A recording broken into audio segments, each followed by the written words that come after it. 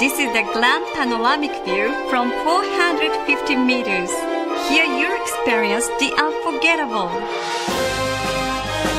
Look, enjoy, be amazed, and be awestruck.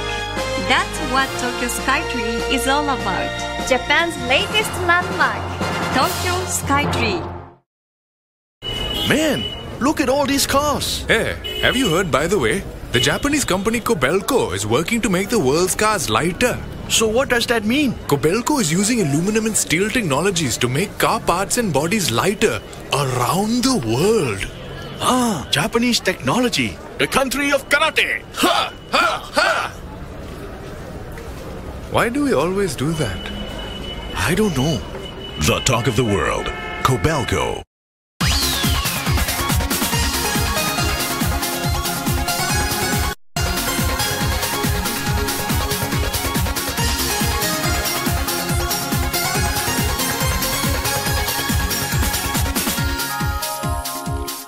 Welcome to Channel Japan. I'm Mai Demizu. And I'm Makiko Tsuda.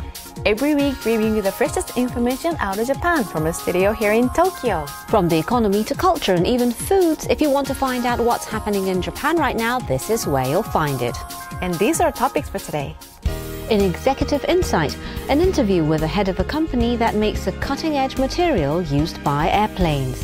From World Business Satellite, buses instead of trains, a report on a budding new transportation system. Also from World Business Satellite, combating insomnia and sleeping disorders afflicting stressed-out business people.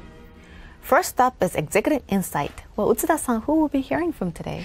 Yes, today we'll be hearing from Akihiro Nikkaku, who's the president of Toray Industries, which is a manufacturer of organic and synthetic fibers and materials. And if you can take a look over here, it shows the production volume of fibers around the world. And as you can see, it has been increasing every year. Yes. And one factor is said to be global population growth, which has pushed up demand for materials necessary to make clothing. But while growth in demand for cotton and other natural fibers has been sluggish, there has been a sharp increase in demand for synthetic fibers, especially polyester from emerging markets. Well, I imagine Toray is benefiting from that. Yes, that's definitely the case, and business has certainly been steadily growing, but that's not entirely because of fibers. And in fact, Toray makes a variety of other products, which I want to show you over here. This shows the company's revenue by business, and as you can see, fibers account for about half of the total. And they're also involved in other areas such as plastics, chemicals, environment and IT-related materials, and also carbon fibers. Interesting. Some of them seem to have very little in common with fibers. True, but they say everything they make has to do something with fibers. So take a look. Executive Insight. Boeing's new 787 passenger jet.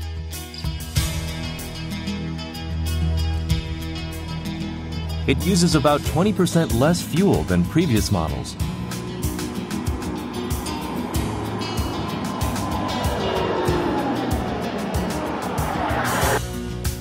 As fuel makes up about 30 to 40% of a plane's operating cost. Reducing fuel consumption is essential for airline companies. So how were they able to improve the fuel economy of the 787? The answer is in these black threads. This is a material called carbon fiber. On the 787, it is used in almost every part of the wings and body. As carbon fiber weighs less than metals typically used for aircraft, less fuel is required for flight. In addition to airplanes, carbon fiber is being applied in a variety of fields and giving rise to unprecedented products. The biggest manufacturer of the material is Toray Industries. Toray makes a range of products, including plastics, electronic and communications materials, and water treatment membranes.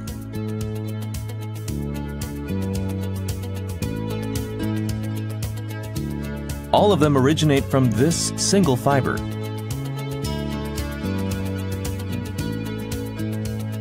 To learn more about the strategy of this $13 billion synthetic fiber maker, we spoke with company president Akihiro Nikkaku.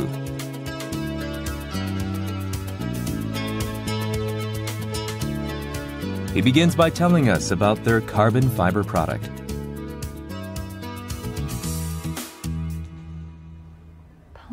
So what exactly is carbon fiber? This. This?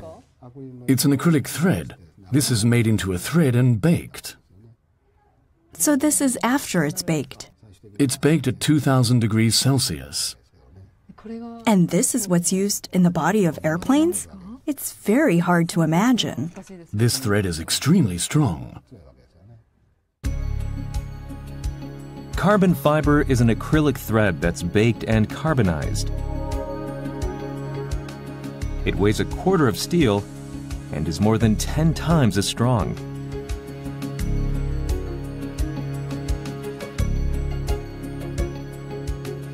Toray was the first in the world to commercialize the material.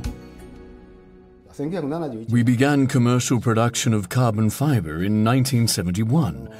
Our mission has always been to develop new materials and put them on the market. But there really wasn't any place to use it. In what area could carbon fiber be used?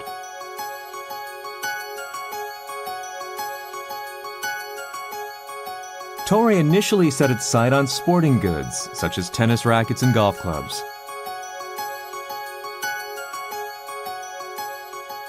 And even fishing rods.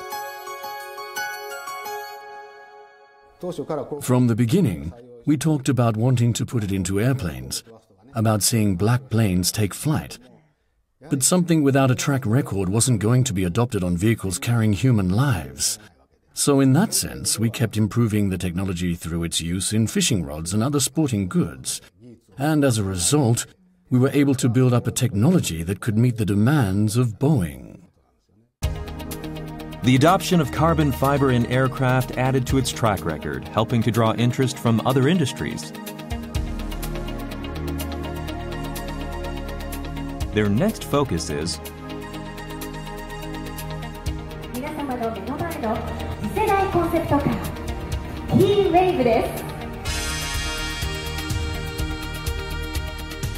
Toray is now targeting adoption in cars.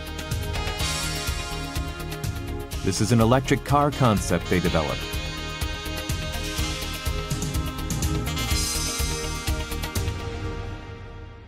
The main feature of this car is the monocoque body. Feel it. It's thin and tougher than a steel plate. We're showing car makers that you can make a car like this with just our materials. As a manufacturer of materials, we want to contribute to the auto industry. We're not thinking of mass producing and selling this. The company has made massive investments in carbon fiber since starting mass production in 1971. Was that a difficult decision? Many of our past presidents and employees had a basic belief that carbon fiber would develop into a key material in the future. There was a fundamental conviction. Everyone is surprised that it took 50 years for it to see the light of day. But that's our mission as a company, developing revolutionary materials. More than 10 companies in Europe and the US entered the carbon fiber business, but they all pulled out. If you're bleeding red for 3 or 4 years without a clear picture of the future, there's no way that investors will keep quiet. That's why most have no choice but to throw in the towel. We see things differently. With moves towards energy conservation, the world wants lightweight materials, and carbon fiber is key. We've kept our eyes firmly on this trend and have a long-term vision. How to push this strategy forward is the challenge management faces in the mid-term. Management that doesn't waver, that won't make mistakes. In 2013, the company acquired Zoltech, the third biggest player in the industry. Their biggest advantage is low-cost carbon fiber.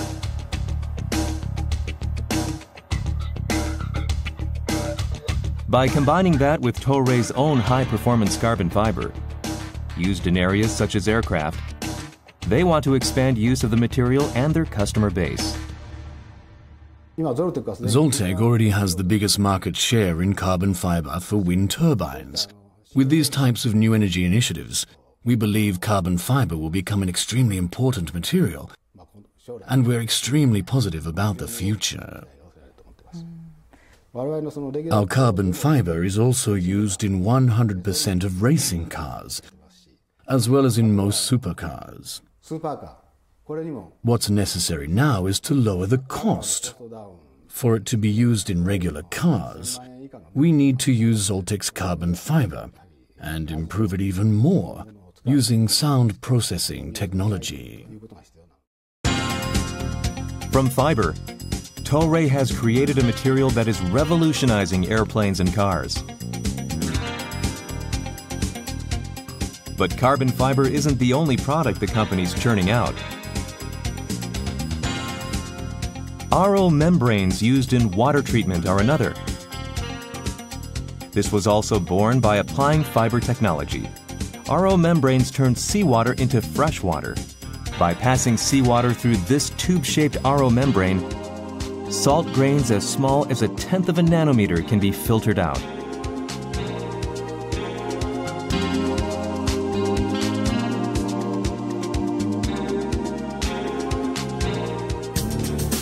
This is how it works. RO, or reverse osmosis membranes, allow water to pass through, but block everything else, such as impurities. For example, when fresh water and salt water are separated by this membrane, typically fresh water tends to flow toward salt water to dilute it. In contrast, by applying pressure on the side of the salt water, only fresh water passes through the membrane to the other side. This is called reverse osmosis. Using this principle, salt water becomes fresh water. Before becoming president, Mr. Nikkaku oversaw the company's water treatment business. I'm sure the water treatment business is something you've invested a lot of effort in. What characterizes Toray's water treatment RO membranes, and where are they used? When they were first developed in the 1980s, Toray's RO membranes were used to produce ultra-pure water needed in semiconductor manufacturing. So at the time we had almost a 100% market share. In terms of functionality, we were able to make a superb product. After that, we needed to lower the cost to use it in areas such as water desalination, for boron removal, and corrosion prevention. We needed to meet various demands in terms of functionality. So we developed technologies to meet the different requirements. That's how we were able to gain the top market share in the water desalination field. The size of the global water industry is forecast to expand to $720 billion by 2025, with especially strong growth in Southeast Asia, the Middle East, and North Africa.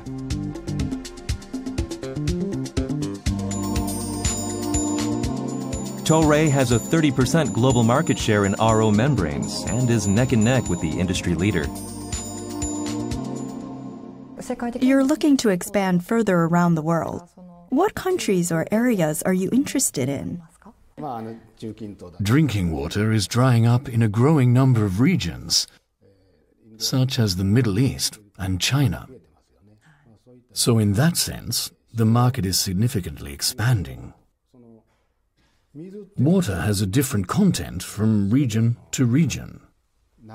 There's water that's heavily polluted, filled with chemicals, waste or metals. There are all kinds. We can win because we have the capability, the technological capacity, to develop RO membranes suited to those conditions. The carbon fiber and water treatment business has been expanding around the world. Right now, the company primarily manufactures high-end products, but by partnering with rivals, it is starting to diversify into lower-cost offerings.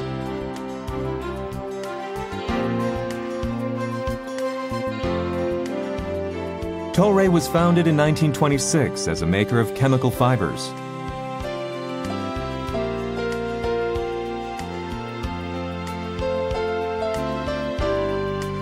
Producing nylon, polyester, acrylic, and other fibers, they continued expanding their business.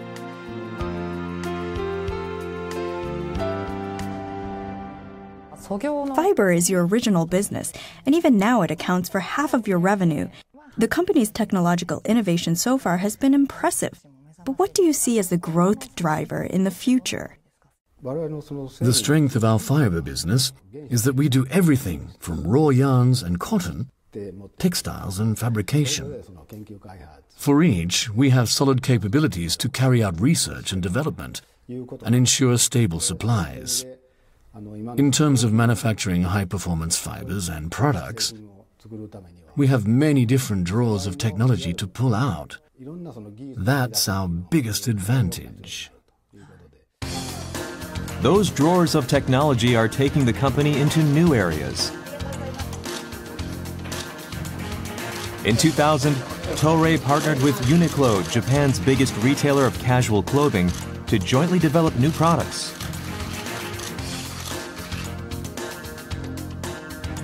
A collaboration between companies in different fields to create high-performance fibers.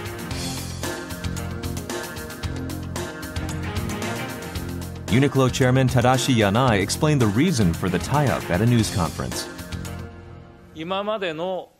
This is something that a single manufacturer couldn't do until now. We believe we can do something that was impossible for a single retailer. We want to develop, promote and sell the best-selling product in the world. We want to sell people around the world truly great clothes. This is Uniqlo's business performance since the tie-up with Toray. By developing a functional fiber, they were able to differentiate themselves from rivals and drive sales. The collaborative effort gave birth to this, HeatTech. They developed a fiber that absorbs moisture, such as perspiration, to generate heat. Products such as Uniqlo's HeatTech is made from high-tech fiber that combines underlying technologies. We believe demand for these kinds of high-tech, high-performance fibers will continue to grow in a big way around the world. The pursuit of functionality is something we believe is global. Fashion is different across countries and changes with the times. Functionality is a universal concept across time and among different people. Uniqlo is expanding around the world, and we believe the market for functional fibers will also expand. Developing new materials fiber by fiber. The industry continues to explore new demand as it pursues the next technological innovation.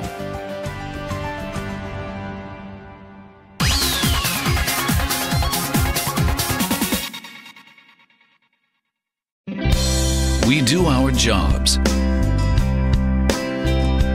with sincerity and integrity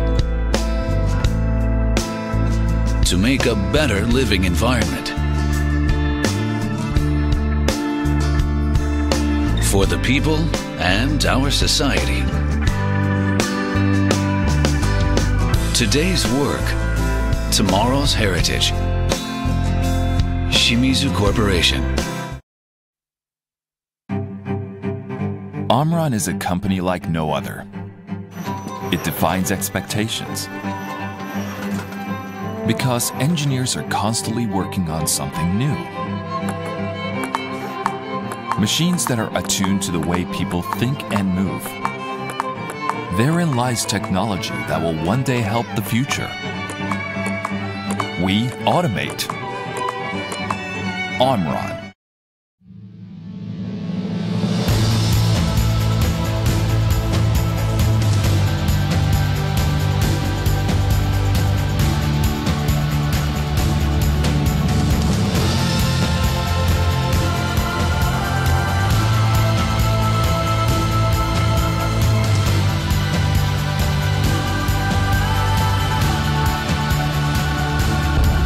Because we believe cities are about people.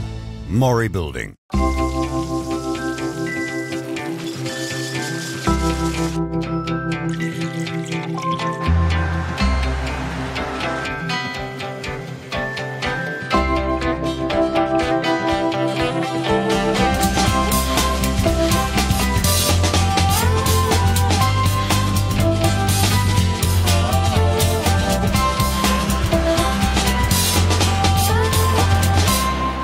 Mitsui and Company.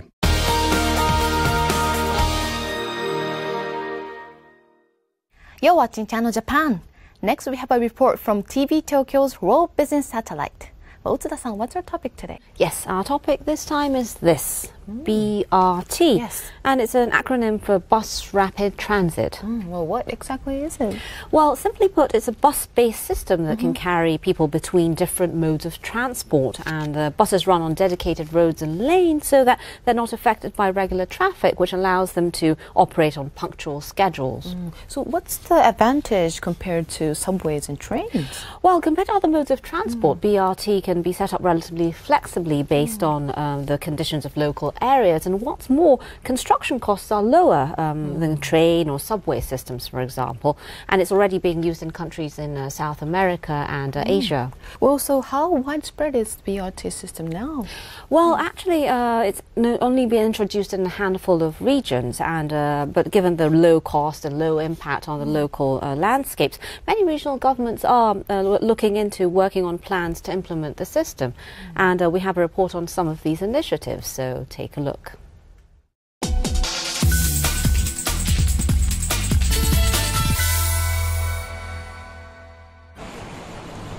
Hitachi City, Ibaraki Prefecture. A bus arrives at a stop in front of the train station.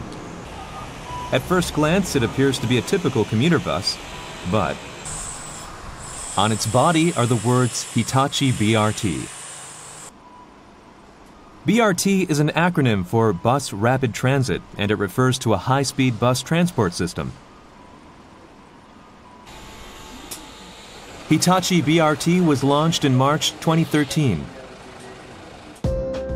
It bridges the 3.2-kilometer distance between Omika Station on the JR Jobansen train line and roadside stations in the suburbs. So how is it different from a regular commuter bus? Along the way, there's a road closed off to regular vehicles. For 1.3 kilometers, it's an exclusive road. It used to be a railway that's now a roadway exclusively for buses. A bus has just come in and signals are being exchanged between an electromagnetic coil underground and IC tags on the bus. And that's how it opens up. On board, we're now on the BRT exclusive road. It stretches into the distance. the road has no stop signals, and the bus can travel at a constant 20 kilometers per hour without slowing. Until 9 years ago, this was the track for Hitachi Electric Railway trains. But mounting losses and aging infrastructure forced the company to close the line. Later, the company offered the railway property to the city, which revived a section of it for use by the BRT. A year and a half after being launched, business is said to be going smoothly. We were forecasting about 470 passengers a day, but in fact, we've been carrying 10% more, or about 500 a day. The punctuality is like a train, and that's what we've been able to guarantee with this exclusive road. The north to south national road that cuts across Hitachi City is severely congested during the morning and evening rush, and commuter buses are frequently 10 to 15 minutes behind schedule. But by using this exclusive road, they can ensure punctuality, almost on par with trains, making it a more convenient form of transportation for passengers. It drives on an exclusive road, so traffic doesn't matter. The closest train station is more than a 10-minute walk. With this bus, it's just 5 minutes away. The construction cost is about $5 million per kilometer, much less than the tens of millions of dollars needed for monorail and train lines.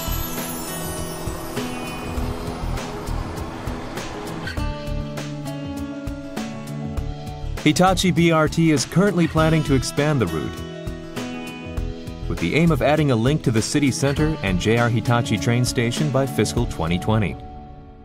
BRT is an extremely crucial factor in connecting locations. We're hoping it can be utilized effectively for the region as part of community building efforts. Currently, BRT is being offered in 16 locations nationwide, with plans underway in another 4 areas. Will it spread as a new form of transportation infrastructure? Compared to railways, bus-based BRT still doesn't have what you could call an identity. The professor says BRT is not yet recognized as transportation infrastructure to replace railways.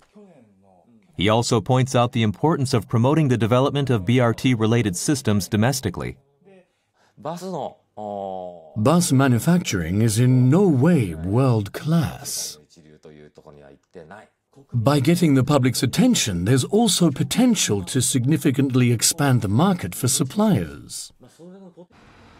As domestic manufacturers play catch-up in the field of BRT, rivals overseas are expanding their push into the Japanese market.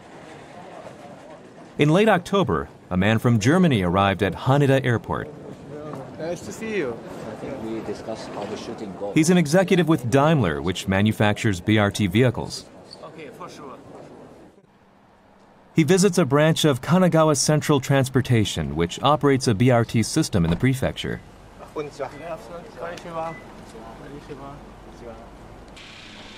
They've deployed 4 articulated Mercedes-Benz buses. He starts interviewing the drivers about the company's products. Okay. And what are your experience? Are you satisfied with this kind of product? The ride is very smooth and comfortable, and it's quite spacious inside. Big enough for lots of people to fit without feeling crowded in. He says he came to Japan this time not only to find out what customers think of the company's products, but also to promote their BRT vehicles to 10 local governments and 20 bus operators. You really take care about that, yeah? Very good. Nice to see. Daimler has sold BRT vehicles in 33 countries to date. 40,000 are currently in operation around the world. In the future, they plan to export entire BRT operation systems, including signal control and ticketing equipment.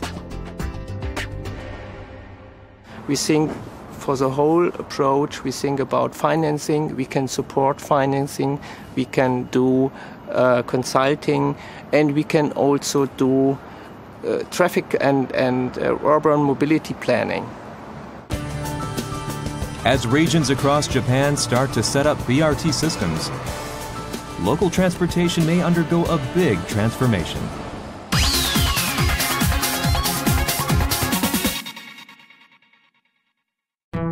Mitsubishi Electric is helping to change the environment for the better around the world. Green subway systems in India.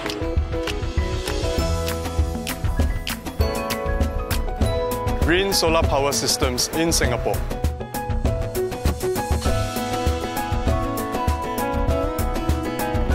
Sistem AC ramah lingkungan di Indonesia. Eco changes for a greener tomorrow. Mitsubishi Electric.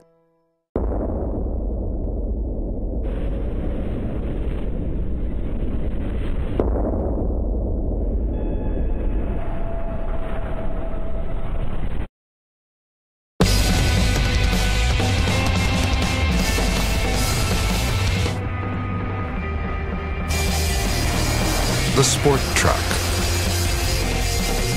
New Mitsubishi Triton. Drive at Earth Mitsubishi Motors.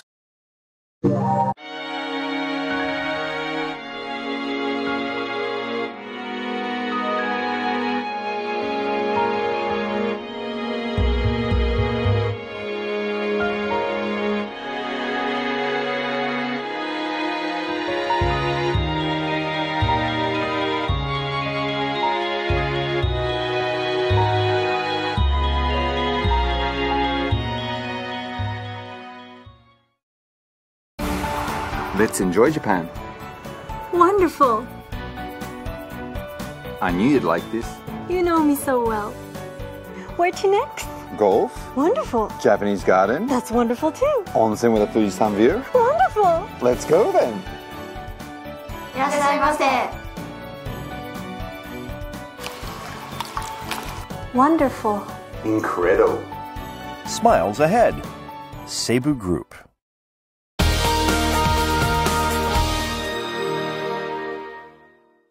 Well, what's the next topic? Yes, next we'll be looking at new ways to combat sleeping disorders. But first of all, let me ask you, do you sleep well? Well, I think so, yeah. When I'm lucky, I'm able to sleep about 7 to 8 hours a day. Oh, okay, that sounds good. And if you can take a look over here, this compares the average sleep duration of people in countries surveyed by the OECD in 2009. And as you can see, South Koreans get the least sleep, followed by Japan, while the French sleep the most, getting an hour or more. And it seems like you're getting an average time of sleep. Yes. But while that might seem enough for many people, it's said that 1 in 10 adults in Japan suffers from sleeping disorders requiring a treatment by a physician. That many, yeah. And insomnia can include having problems falling asleep or waking up in the middle of the night, and also going to sleep but waking up unrested. Well, from my personal experience, I know the lack of sleep can affect my entire day. It definitely can, can't it? And but that's not all. It's also said that it's a factor behind depression, and also studies have found links between sleeplessness and problems such as high blood pressure or diabetes. Yes. So what is the causes of insomnia? Well, stress and irregular lifestyles are a big factor, and in recent years the growing use of smartphones and tablet devices before going to sleep is said to be another one. And the blue light from the screens is believed to impact a person's ability to fall asleep. Yes. So we have a report on the fight against insomnia in Japan. Take a look. Japan is a nation of insomniacs. What kinds of problems are people visiting neighborhood drugstores seeking relief from? We're taken to a section specifically for sleep ailments. We get a lot of inquiries about fatigue-related insomnia. Various products are on offer, such as drugs to relieve symptoms of fatigue-related insomnia or improve sleep.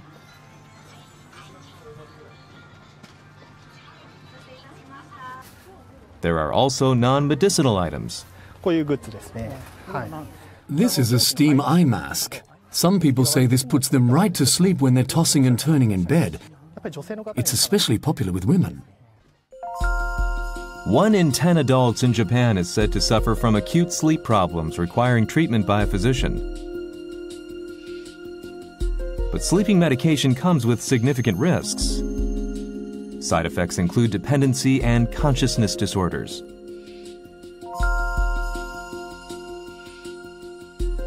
Breaking new ground, a sleep medication said to have minimal side effects was launched in Japan ahead of other markets in late November.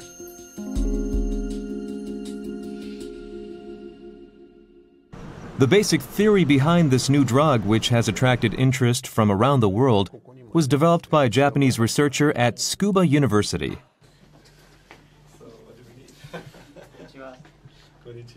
Professor Masashi Yanagisawa, a leading expert on sleep science.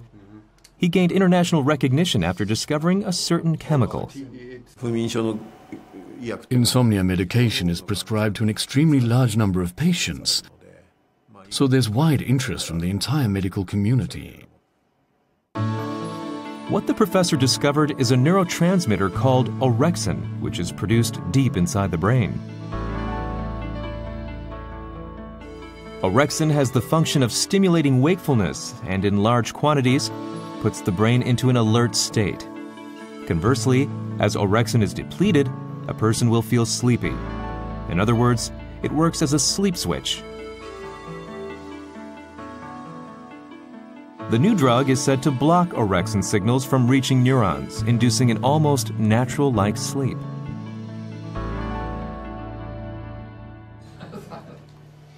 The professor discovered orexin while carrying out research at a university in the United States. After 18 years, his work is finally bearing fruit. For several decades now, there hasn't been a new sleep drug, a drug to treat insomnia in terms of functionality. Improving sleep leads to a better quality of life. The professor is now working to unravel the mystery of sleep itself. He takes us to a room where experiments are being carried out on about 80 mice.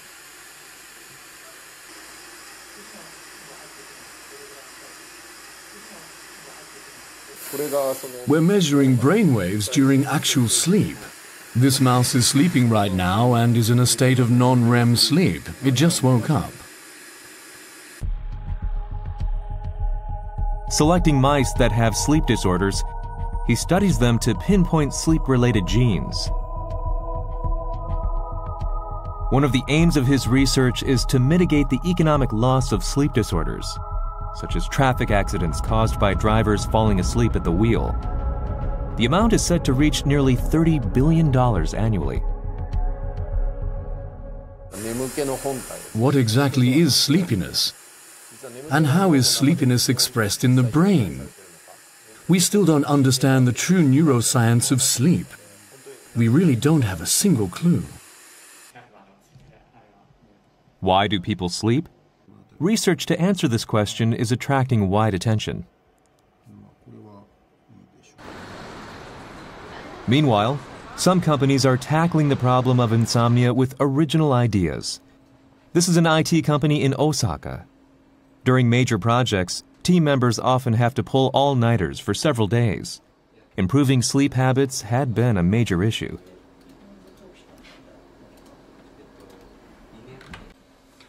Every day at 1 in the afternoon, all the employees follow the same routine. The blinds are lowered and telephone answering machines set.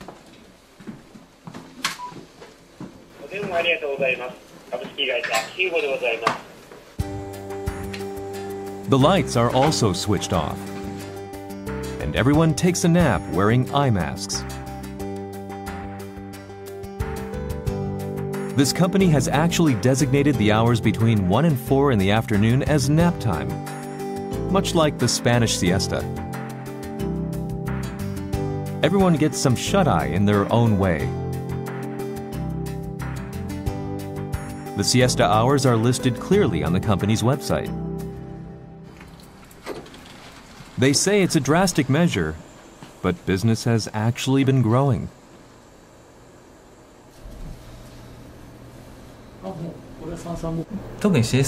With the siesta, we're able to regain concentration, and it helps us work even more efficiently.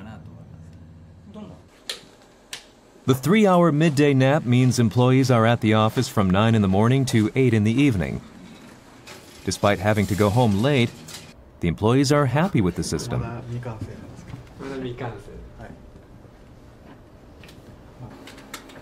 What's more, they say they've never gotten a complaint from customers.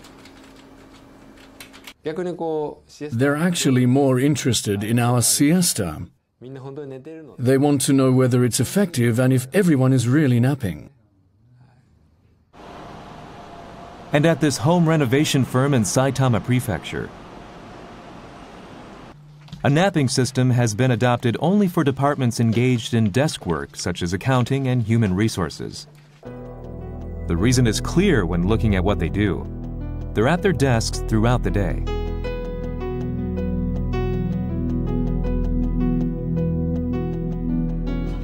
At around 2 in the afternoon, one and then another start napping at their desks. Of course, this is company approved. Naps are not frowned upon as long as they're within 30 minutes. Those allowed to snooze include the president. When we asked employees for their opinions, not one person was against it, which means they're all feeling drowsy. I think they were grateful we realized this issue.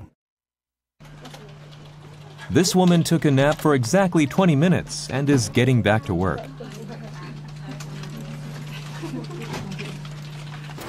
I was a bit reluctant in the beginning.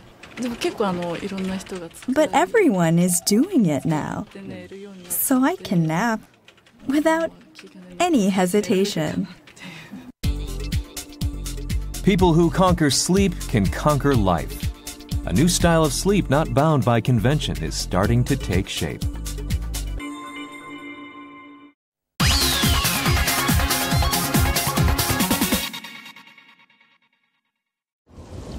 Tomorrow never ends with you. With you. When the morning falls, we there so long.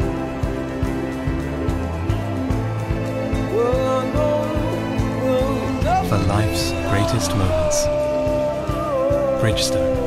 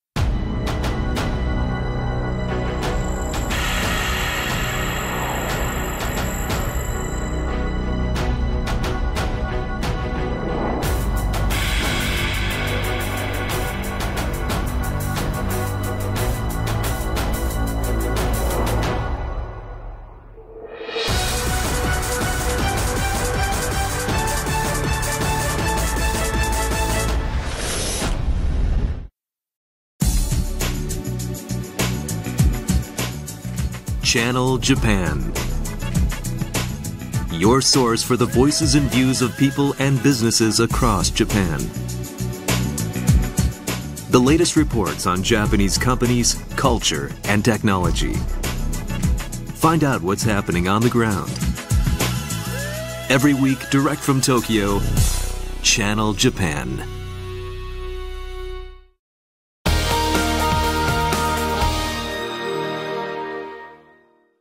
You're watching Channel Japan. Next, we're bringing a segment called Takumi from Science View, a program produced by NHK that introduces the latest development in science and technology in Japan.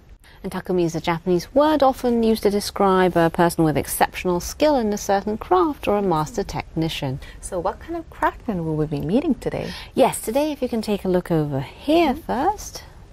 What do you think it is? Maybe type of a lighting fixture. That's right. And what do you think it's made of? Well, I'm guessing traditional Japanese paper, washi. It looks like that, doesn't it? I agree. But in fact, it's glass made from recycled fluorescent lights. It really has a very soft glow. It does, doesn't it? And today we'll be introducing a Takumi who recycles glass from fluorescent lights. So take a look.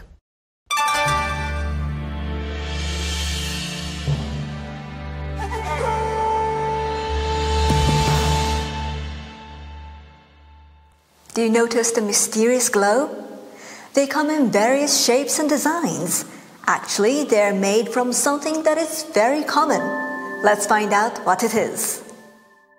I have come to Mashiko, a city in Tochigi Prefecture. For over 150 years, this has been a major pottery producing area. Even today, there are about 500 ceramic artists working here. Today's Takumi, or innovator, is one of them. Hello, I'm Michelle Yamamoto. Hello. Nice to meet you. It's very nice to meet you. Ikuzo Fujiwara has been making ceramic art for more than 40 years. And one of his creations uses a unique kind of glass. When you light one of these works from the back, it becomes a kind of lamp. Its soft glow resembles traditional Japanese paper. And actually, these glass creations are made by recycling a certain something. This is it? It's a burnt-out fluorescent light. Using ceramic craftsmanship, this glass tube can be recycled into the kind of ceramics you just saw. Let's look at exactly how it's made. First, the fluorescent light tube is shattered into small shards and heated. If you look closely, you will notice the white powder on the surface. This is fluorescent powder used inside fluorescent lamps. Fujiwara was drawn to this unique kind of glass.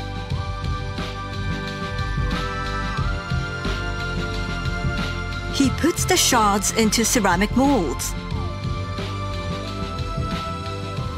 And then he puts the molds in a kiln. At the beginning, he worked very hard to find the ideal baking temperature. How many different temperatures did you experiment with? Well, I started with a temperature where glass starts to melt about 700 degrees and went from there up to about 1300 degrees. I tested pretty much everywhere in that range and figured out which temperature does the best job of making the fluorescence shine, as it were. After this process of trial and error, Fujiwara found that 850 degrees was the best temperature. The glass didn't melt too much, nor did it become too white. Here is one of the glass ceramics lit from the inside. The patchiness of the light comes from the uneven distribution of the fluorescent powder. This dispersed light has a soft glow. It resembles washi, a kind of traditional Japanese paper. Fujiwara first turned his attention to fluorescent lights 15 years ago. He had been searching for new ways to use glass in ceramics. At the time, fluorescent lights were proving difficult to dispose of. Most of them contained toxic mercury, which meant recycling them was difficult. Usually, they were discarded in landfills. But there was a chance they might pollute the soil. Hundreds of millions of old fluorescent lights were simply dumped in cages and drums. Fujiwara, with the help of a university laboratory and a recycling company, developed an entirely new use for this glass. His washi glass creations were a big hit. Requests for them as fixtures for buildings and monuments poured in. Fujiwara's original specialty is ceramic murals. He bakes and shapes the clay into large displays, assembling them one piece at a time. They become an integral part of a building's architecture. Fujiwara wanted to use a special glass to make a completely new kind of ceramic mural. Watch as this area begins to glow.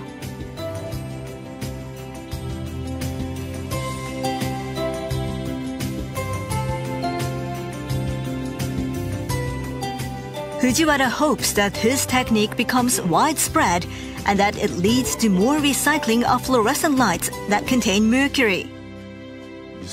The difficult part of recycling is that you have to make the new thing more beautiful than the original thing. Otherwise, people won't use it. Well, I'm an artist. I make a living creating beautiful things. That's what made me think that turning glass into something beautiful and playing a part in creating a society that recycles more of what it uses is something I could do as an artist. It's amazing that such moody and soft lights are actually made from recycled glass from fluorescent tubes. Isn't it? It really creates a nice atmosphere, doesn't it? And the Takumi's hope is to preserve the natural environment so that even fireflies can survive. And that's why he named the recycled glass Firefly Glass. That's nice. That's very nice naming. But we're seeing lights being replaced by long-lasting and energy-efficient LEDs. So I imagine the number of discarded fluorescent light will only continue to grow. Yes, you're right. And you could say this Firefly glass is an effective way to promote recycling. And another interesting point is that this glass melts at 850 degrees Celsius, which is much less than the 1300 degrees required for conventional glass. And that helps reduce electricity consumption during production to a fifth. So it's really an eco-friendly art. Yes. And that brings us to the end of this edition of Channel Japan. We have much more in store for you, so don't forget to tune in next week.